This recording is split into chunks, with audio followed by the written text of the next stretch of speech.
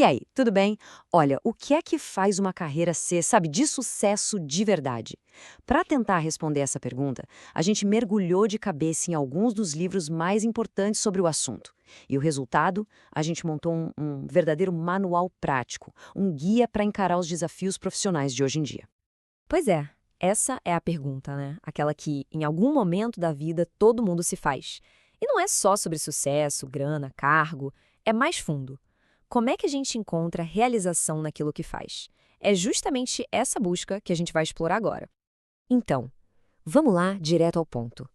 A gente pegou as lições mais poderosas de 9 livros super influentes e criou o que a gente está chamando de uma caixa de ferramentas mental.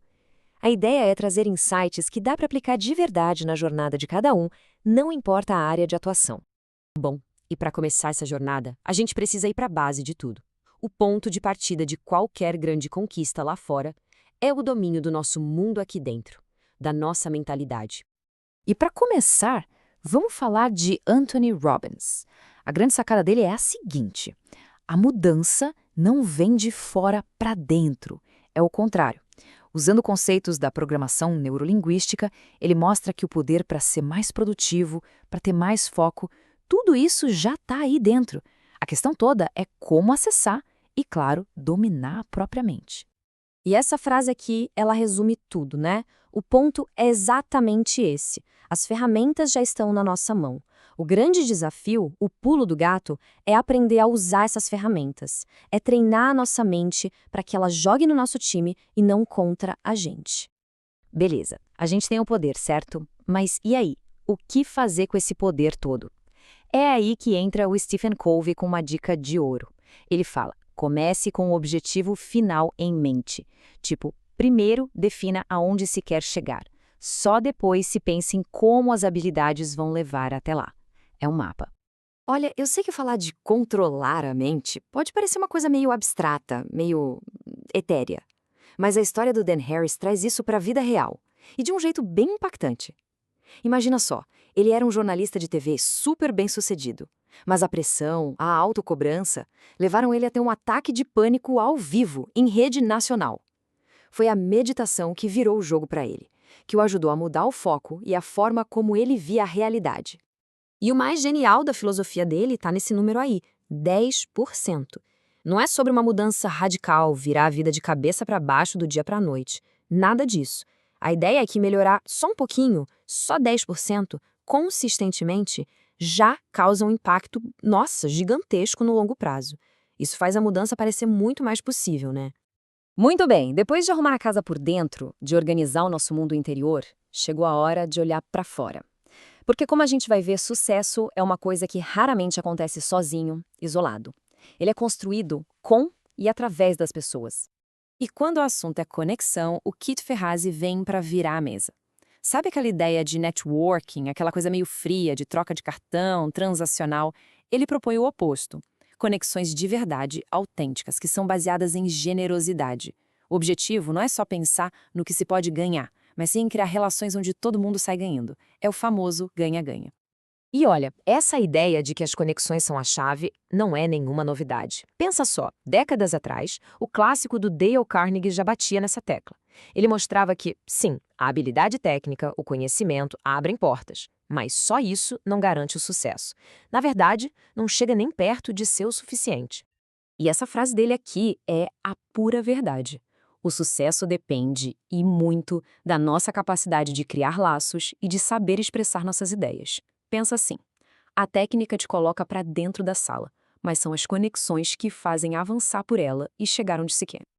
Ok, então, a gente já falou da nossa mente e das nossas conexões. Agora a gente entra na parte, eu diria, mais provocadora. Que tal desafiar as regras do jogo? Vamos começar a questionar o que realmente significa trabalhar, o que é ser produtivo e até o que é fracassar. E para começar essa provocação, olha que conceito fascinante: ócio criativo. O Domênico de Masi diz que essa ideia antiga de que ser produtivo é igual a passar horas e horas trabalhando, isso já era. O verdadeiro salto profissional, principalmente para quem trabalha com a cabeça, vem da mistura de conhecimento com qualidade de vida e, olha só, tempo livre. É no descanso, na pausa, que as grandes ideias têm espaço para nascer. E quem pensa que isso é só teoria, tá aí o Google para provar o contrário. No livro Work Rules, o Laszlo Bock, que era do RH de lá, escancara como a cultura da empresa, que investe pesado na felicidade, na qualidade de vida da galera, se reflete direto nos resultados.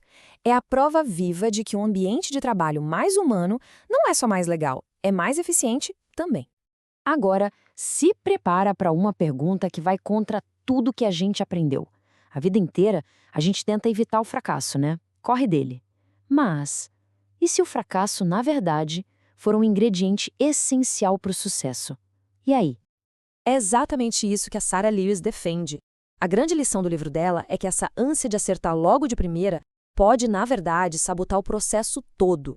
A derrota não é o ponto final. Pelo contrário, ela é a base, o alicerce. É em cima dela que a gente constrói a próxima tentativa, só que dessa vez com mais força e mais sabedoria.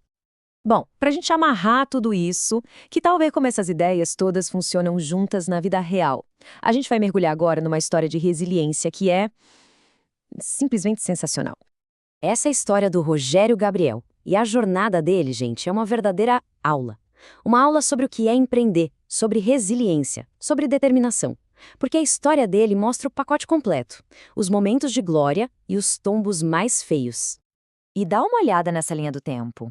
É uma montanha russa, né? Ele começou do zero, construiu um negócio de sucesso, mas aí veio a falência e levou tudo, todo o patrimônio. E é aqui que a história dele se conecta com tudo que a gente conversou. Ele não desistiu.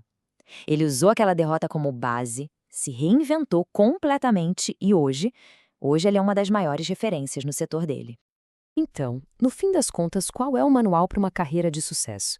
Se a gente juntar todas as peças desse quebra-cabeça, o caminho fica bem mais claro. Passa por dominar a própria mente, por construir conexões de verdade, por ter a coragem de questionar as regras do jogo, por entender o fracasso como uma ferramenta e, talvez o mais importante de tudo, cultivar aquela resiliência para nunca, nunca parar de avançar. E agora, para fechar, fica uma reflexão. Com essa caixa de ferramentas em mãos, qual vai ser o próximo passo? Qual vai ser o próximo movimento consciente nessa jornada profissional? A resposta, como a gente viu lá no comecinho, está sempre do lado de dentro.